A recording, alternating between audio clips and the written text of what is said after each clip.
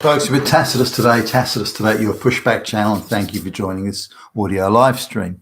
In this essay, I'd like to talk about a survey this is conducted by a left-wing organisation, but it's about affordability of rent in Sydney. Now, Sydney is the most expensive city to live in Australia, at least, and is certainly up there with all the other expensive Western cities where anybody with any money and from the third world or the big investment firms are all flocking to buy up real estate and so on. So whether you look at the affordability of rent or the affordability of mortgages, they're pretty much the same sort of thing. Now, the survey claimed to look at people on the average wage or less, or in that sort of band of, if you like, the average wage, anything between sort of 95 and 105% of the average wage. And so, well, how affordable is rent? They purported to look at all the rental properties in Sydney. And some of their definitions are fast and loose because they're being a leftist organisation. They want to paint things as being worse than they actually are. But even so, they're not miles off the mark here. So they're looking at affordability of rent in Sydney, and it doesn't say whether it includes the outer suburbs. They're rather vague on that. So how they define Sydney is it the middle distance suburbs, the outer distance suburbs, the greater Sydney region, and so on. So there's that to consider, but they're saying only 4% of properties are affordable for someone on the average wage or less. So the issue here is we've effectively got two sort of definitions, if you like, of poverty or hardship. One is people living on the street going hungry and cold, or something. You've got that, or people who cannot afford to live independently anymore. Now, because cost of living is going out of control, again, forced upon us by the globalists. There's nothing fucking organic about this. The globalists are forcing it on the Western world. Then the capacity of people to live independently is decreasing. Now, not that people don't make adjustments. They for example, they have the heating on less in winter than they may otherwise have done. Now, they do this through necessity rather than choice, but they may change the sort of food they eat so that they're eating cheaper foods and more basic foods, and thus one imagines less nutritious. Maybe they're traveling less. There can be all sorts of adjustments made, but the fact remains that this is now a new criteria of poverty, in my view, that the inability to live independently, even modestly, is certainly an issue. And you see it sort of all around. And why not? The cost of just the weekly food and grocery sort of bill has gone up by about 40%. Since the COVID thing started. The cost of energy, heating the home, a cost of driving the car, energy, petrol, the whole thing's increased quite considerably, and rents, of course, have gone up. Now, the article, which is again by a left-wing group here, in the survey and the study, they suggest or imply that all these things are just natural and organic developments, and everyone has to adjust around it. But women and minorities and single mothers are uniquely being suffering because of this, and therefore the answer is that the government just hands out more money. That's the answer. Now, they don't look at, say, well, why are rents going up? It's because of mass migration and the big banks buying up property. So that it's artificially being inflated. Again, there's nothing organic about the increase in rents and mortgages. But they don't touch that. They simply, well, it's happening. Nothing you can do about that happening. The only solution is the government hands out more money. So, okay, so they don't talk about mass migration yet. At the same time, they say the victims of increasing rents are people who who have recently come to Australia don't really speak English and don't really have any qualifications, and therefore they find it harder to get jobs that pay the average wage even or more. Yet at the same time, they say that affirmative action programs must be in place to artificially give people jobs, low-paying jobs or not, to artificially give people jobs based on race, gender quotas, because of all these people in Australia that don't speak English. Well, again, mass migration is that. Stop mass migration, all these problems go away.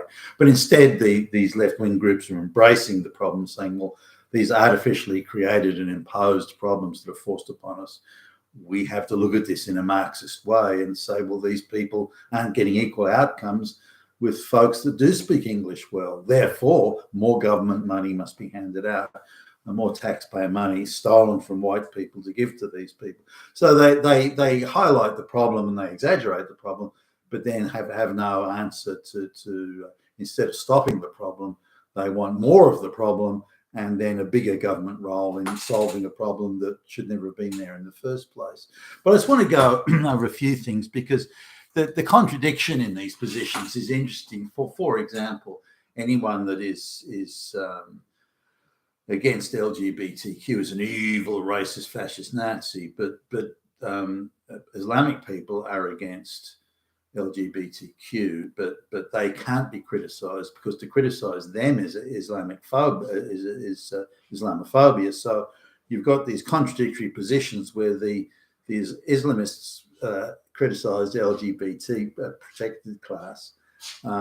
But you can't criticize. You can criticize white people for having something against LGBT, but you can't criticize the Islamist society being against that, because that's Islamophobia. So they have to sort of the activists have to sit there in stunned silence, working out what they can do, because you can only criticize white people. You can't criticize anyone else, or criticize straight white males. But just having a look at some of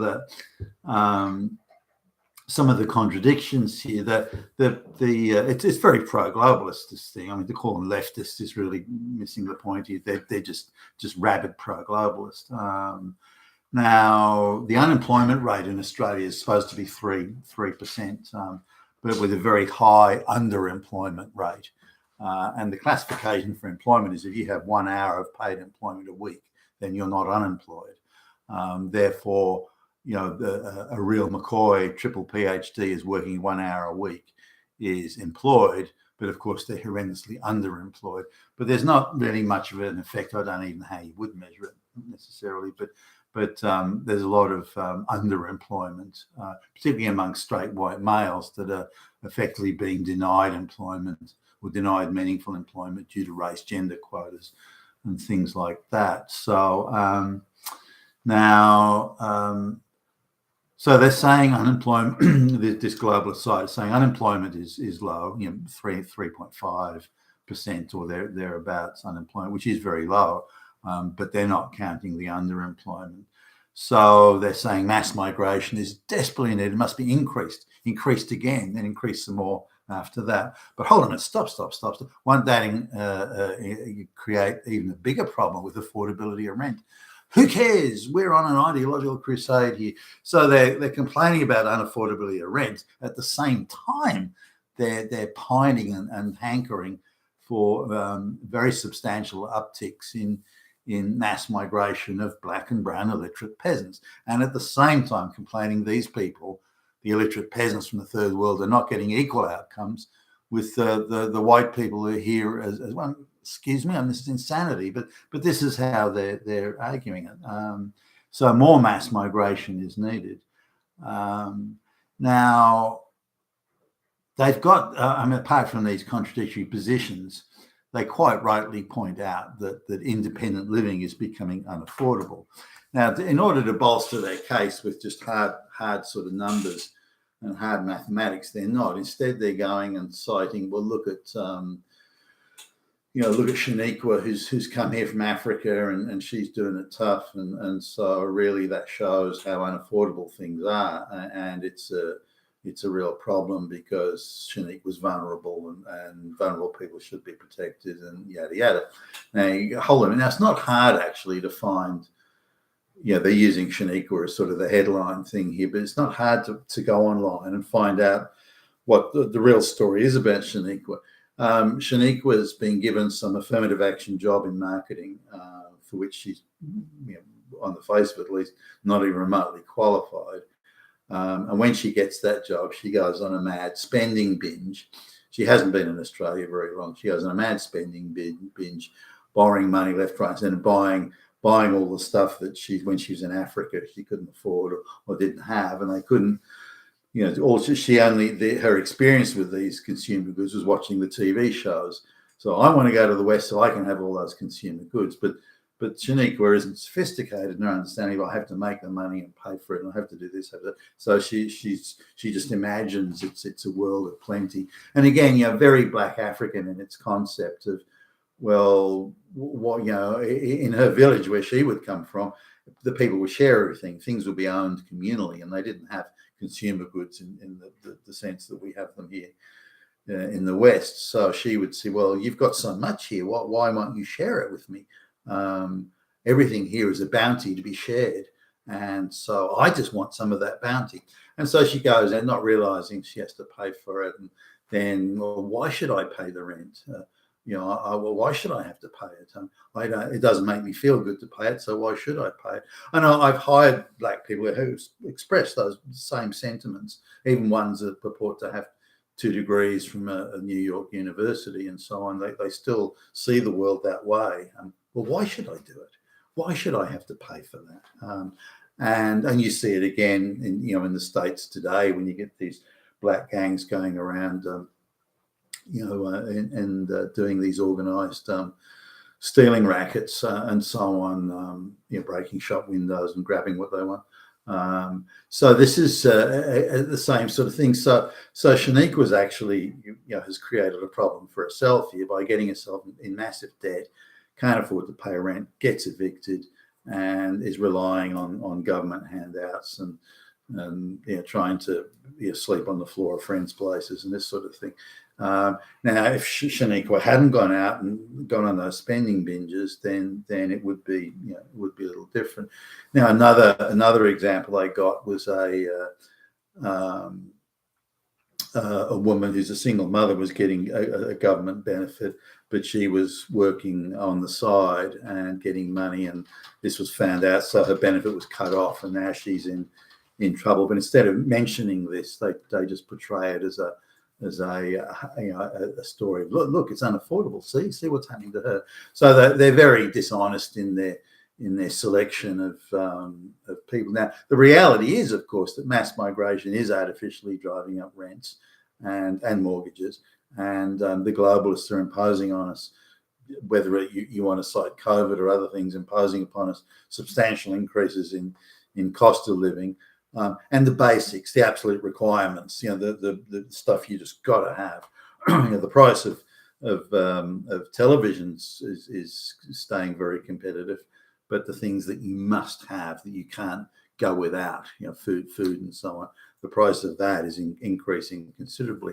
Again, this is the basics here. The price of things like bread and milk, for example, you can't really sort of do without those things, or even rice. A particular rice that we got was $9.50. It's now, over the last just over a year, it's now $12 for that same bag of rice, and it's those type of things that are increased, and you can't do without them. You can't really make any downward adjustment. Say you're running the heater for, 6 hours a day, 8 hours a day or something in the house. You might decide to run it for 4 hours or 3 hours a day. You can make economies in certain ways, but in other things it's much, much harder. So it's a real cost of living. Coming back now to this idea of the new poverty in the West, at least. It's not the same in the third world. But in the West, where the average wage that was more than enough to support, buy a house, have a car, and support a dependent family, and have annual vacations and everything, that the purchasing power of the average wage has slipped so far that now it's unaffordable or minimally affordable to pay rent or mortgage. It doesn't matter either one. on an average wage, even for a modest outer suburban type place. So let's just have a little look at that, because I think that's the real issue. That's the real takeaway here, because this is a huge sea change in Western standards of living, that even if you live a very prudent, modest lifestyle, the average rent is going to take, or mortgage payment is going to take up about 60% of your average wage today.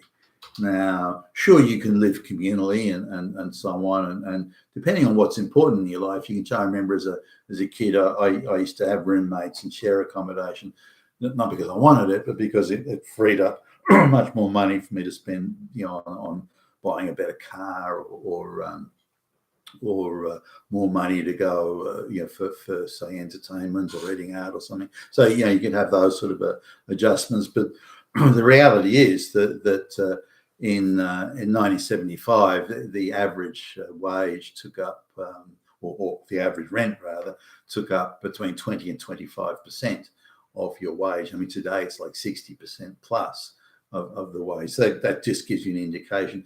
But you've got to have the roof over your head. And if you look at food, is now 30% more expensive in purchasing power terms than it was then.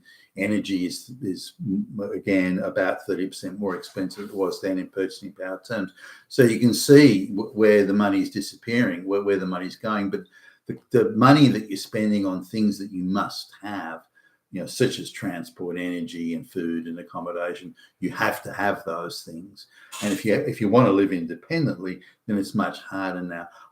Fewer than 25% of the jobs in Australia today pay enough money for people to live independently, assuming they have, and I include in independent living, a motor vehicle and that sort of stuff. Now, I was looking at a leftist site as part of before I did this video, a leftist site that was talking about what a minimum, this is like a universal basic income, what a minimum pay should be. And so they did their calculations. Now, it's amazingly, they allowed $200 a week for eating out and entertainment. That took me quite by surprise. And what instead of saying what does somebody need to live on, their calculation is how much money is needed to live with dignity. With dignity is their thing. So you have to have a certain amount of, they allege, certain amount of money for dignity. So it's about $1,000 a week cash per person is required, they say, to live in the current economy with dignity. Now, let's suppose that's the case. I don't think it's ever going to happen that the government's going to pay that. But nonetheless, that's their view, with dignity. Now, if you take away the dignity money, if you like, that they're allocating in here, then you bring it down to close to half that.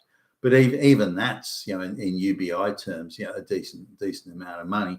25,000 a year. But if you look at the average rent on even a compact one bedroom apartment in Sydney at the moment, you'd be looking at, say, 23,000. This is a minimum, by the way, $23,000 a year just for a small compact one bedroom apartment, no garage or anything like that. You've still got to pay your transport, and you've still got to pay for the food and the electricity and I don't know, the internet and whatever else. So if you're looking at the average wage, that's about the only affordable level. But there's only a very small proportion of properties for rent are in that category.